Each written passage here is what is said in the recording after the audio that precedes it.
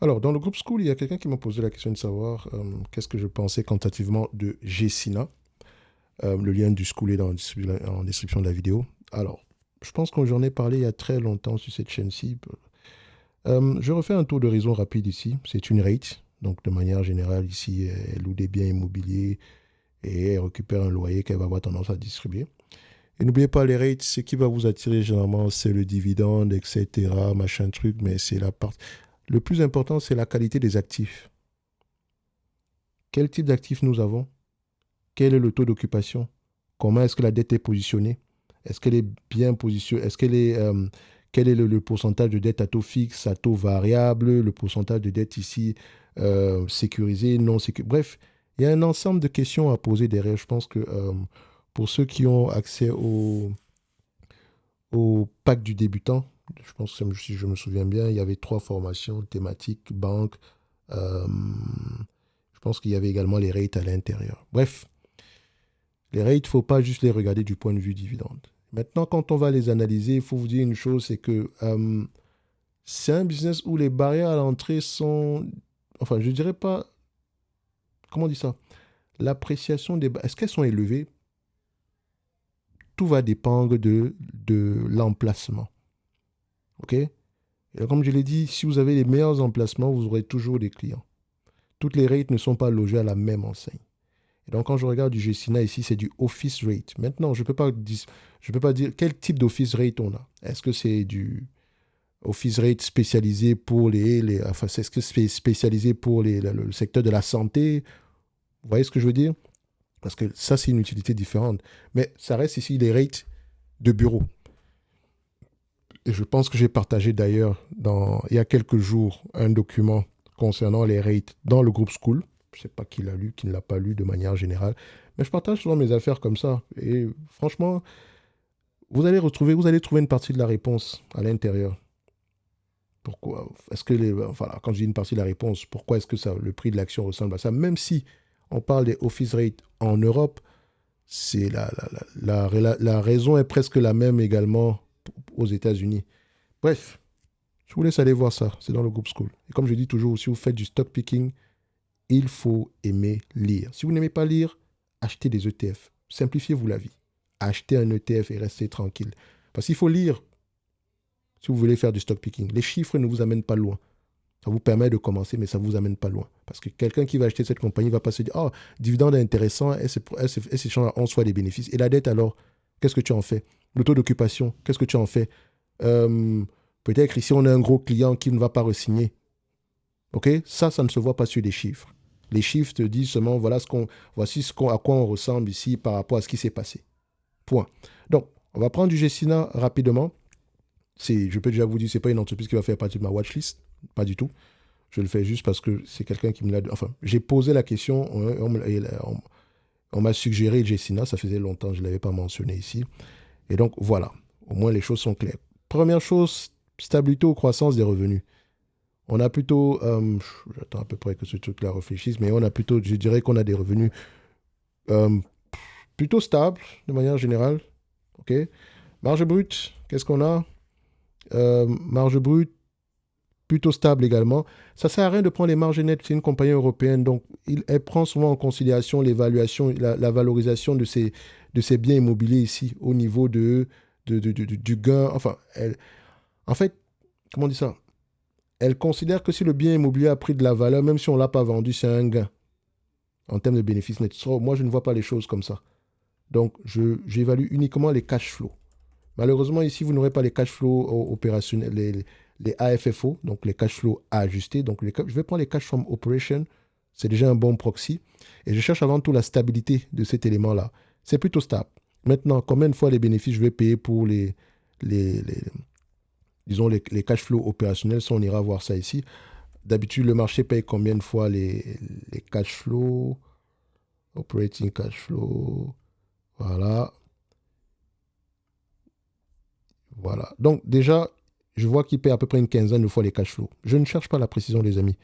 Je, pour moi, c'est 10, 15, 20, 25. OK? Donc, sur une rate, ça sera au moins 15. OK? Donc, avec la dette. Sans la dette, c'est 10. Donc, on va utiliser les deux éléments ici. Alors, premier élément ici, je vois à peu près quels soient les bénéfices. Dette nette sur EBITDA, je veux que c'est une rate. Et donc, la dette sera sensiblement plus élevée que ça. Donc, il faut à peu près moins de 10 par rapport à l'EBITDA. Moins de 10. Ici, on a 15,3. Je vois déjà ici, à partir d'ici, je sais que l'entreprise est très endettée. Évidemment, on me dira que oui, mais les biens immobiliers ont de la valeur. Oui, il y a deux façons de voir les choses. Si vous l'évaluez par rapport au cash flow, ou bien vous allez l'évaluer en faisant la somme des parts, ou bien en ayant, enfin, oui, la somme des parts, ou bien en allant évaluer individuellement chaque bien immobilier par rapport à combien est-ce que ça vaut sur le marché en date d'aujourd'hui. Parce que ça, on va se dire ici que les informations qu'on a sont sont les plus correctes possibles. OK? Donc, mon rôle n'est pas d'aller chercher si ça vaut 100 ou 150. Parce qu'en termes de tangible book value, l'entreprise vous dit ici que si on prend le business qu'on appelle Jessina, on vend tous les biens immobiliers, on vend tous les biens immobiliers à leur valeur comptable, la valeur dans les bilans, on rembourse la dette, voici ce que tu vas obtenir par action. 140 dollars par action, c'est exceptionnel.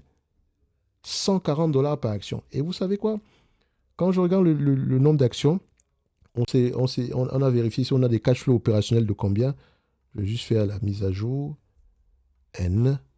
Sur les 5 dernières années, on a quoi? 500 millions de cash flow opérationnels. OK, je prends 500 divisé par 74,3 le nombre d'actions. Ça donne à peu près 6,72 € divisé par la valeur, le book value, le tangible book value. Donc, chaque action me rapporte à peu près, disons, 4%, 4,8%. Ça veut dire qu'on a un cap rate exceptionnellement élevé pour ce genre d'entreprise. Et quand je dis un cap rate, ça veut dire que les biens immobiliers sur le papier, par rapport aux différents évaluateurs, ont une valeur bien plus élevée que ce qu'ils ne rapportent. OK, ça c'est eux qui disent. OK, et je suis libre de croire ou pas. Et je sais que j'ai déjà fait cette erreur précédemment avec une entreprise que j'aime bien, qu'on appelle Argan. Je m'étais basé sur les cash flows, sur la valeur nette des actifs, etc. Non, non, non, c'est fini. Cash flow opérationnel, c'est le minimum. Après ça, on va voir si vous êtes capable de rapport. On va se baser sur les cash flows opérationnels parce que moi, en tant qu'investisseur, c'est ce que j'obtiens. OK? Si j'étais maintenant ici je sais pas moi, un activiste, etc., peut-être que j'aurais vu quelque chose, j'aurais vu les choses différemment. Ce qui veut dire qu'en date d'aujourd'hui, on me demande de payer à peu près, c'est un business qui reste à peu près prévisible. OK, disons qu'on s'attend à 128 dollars, 7,09 € d'ici 2028. OK, 15 fois les bénéfices, ça donne à peu près combien? 95 € au total, moins la dette nette d'aujourd'hui. Donc, on va faire moins la dette nette. Je vais activer. Voilà. Moins la dette nette, ça donne combien? Alors, je peux faire la dette nette ici. Voilà, je vais faire ça comme ça. Donc, je prends dette nette. Point de vue volume. OK.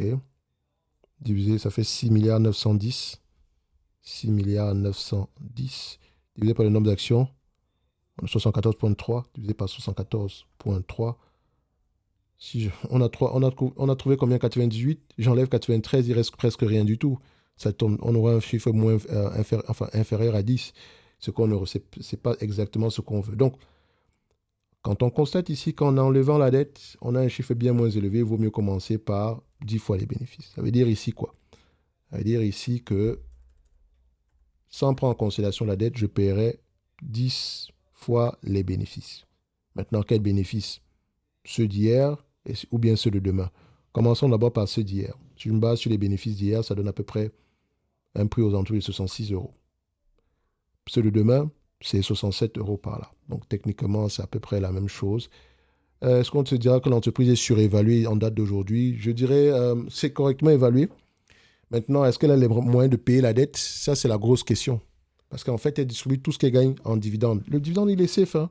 Mais maintenant, si le taux d'occupation diminue, le cash flow opérationnel va avoir tendance à diminuer. Et si le cash flow opérationnel diminue, à un moment donné, on ne pourra plus payer le dividende. OK?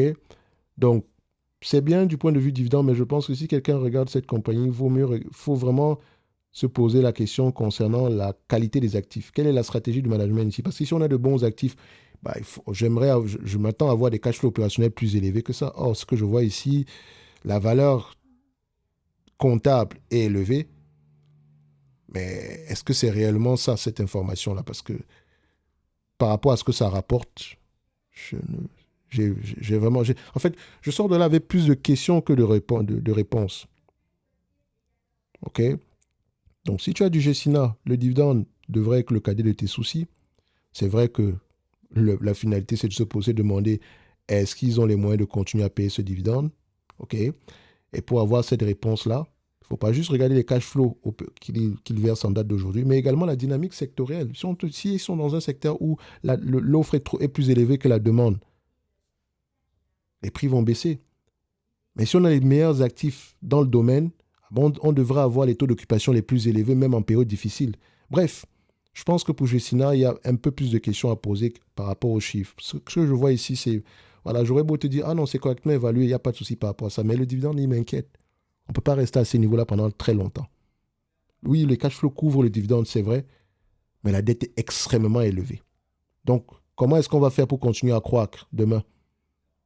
Ça, c'est la grosse question. Je pense que la seule, et il faut également penser à une chose, en termes de dette, comment est-ce que cette dette est positionnée dans le temps? Est-ce qu'on aura énormément de refinancement dans les mois à venir? Si on a refinancement dans les mois à venir, on aura peut-être des taux d'intérêt bien plus élevés que ce qu'on avait précédemment. Bref, les rates, il y a plus de questions à poser. Il y a vraiment ce sont des actifs très particuliers, au même titre que les banques, les compagnies d'assurance, ou bien, voilà, donc, ou bien les organismes ici de crédit. Donc, ce sont des business très particuliers. Donc, il faut faire attention aux conclusions qu'on tire. Ici, elle est correcte pour un dividende, mais je ne suis pas à l'aise avec le volume de dividendes en date d'aujourd'hui. Si je veux y investir en date d'aujourd'hui, je dois considérer une chose, je paye à 10 fois les bénéfices et que l'entreprise est capable de rapporter à peu près la même chose sur les 10 prochaines années. Donc, occupation, positionnement de la dette, etc. Bref, je vous laisse aller faire ce travail-là. Personnellement, ce n'est pas une entreprise que je mettrais dans ma watchlist. Ce qui est drôle, c'est qu'on vous mentionne que l'entreprise a une dette, a une note A-, donc investment grade par rapport à sa dette, par rapport à sa dette ici. Peut-être que ces actifs ont réellement de la valeur. Parce que n'oubliez pas, si on se base par rapport aux actifs tangibles nets, ça vaut 2 fois plus que ça. Presque. OK? Maintenant, pourquoi est-ce que ça vaut 2 fois plus que ça? Si vous regardez et que vous avez un cap rate ici supérieur aux 10 ans, allez-y, regardez les actifs qu'ils ont. Parce que je ne comprends pas pourquoi est-ce que la valorisation est très élevée par rapport à ces actifs-là, vu ce qu'ils rapportent. En tout cas, celui qui a une réponse par rapport à ça, me laisse une réponse, me donne à peu près l'information dans le groupe School. Le débat est ouvert de manière générale. En tout cas, Gessina, pour moi, correctement évalué, sans plus, c'est une entreprise uniquement pour ceux qui aiment les dividendes, mais encore, ce dividende-là, il est trop élevé. Il est couvert par les cash flows opérationnels, mais il est trop élevé si on prend en considération les engagements, le niveau d'endettement de la compagnie. J'aurais préféré quelque chose moins élevé que ça, peut-être 2 fois moins élevé. 3%, c'est déjà suffisant, mais si on alloue le reste ici pour le remboursement de la dette, tant mieux. Bref, je vous laisse aller voir ça ici, et pour le reste ici, ceci ne représente que mon point de vue et non un conseil d'investissement. Comme d'habitude, je me réserve pleinement le droit de me tromper. Cette compagnie, je ne la mettrai pas dans ma watchlist, pas parce qu'elle est forcément mauvaise, mais j'ai appris à de moins en moins aimer les rates de manière générale. En tout cas, certaines rates. Voilà. Merci, au revoir.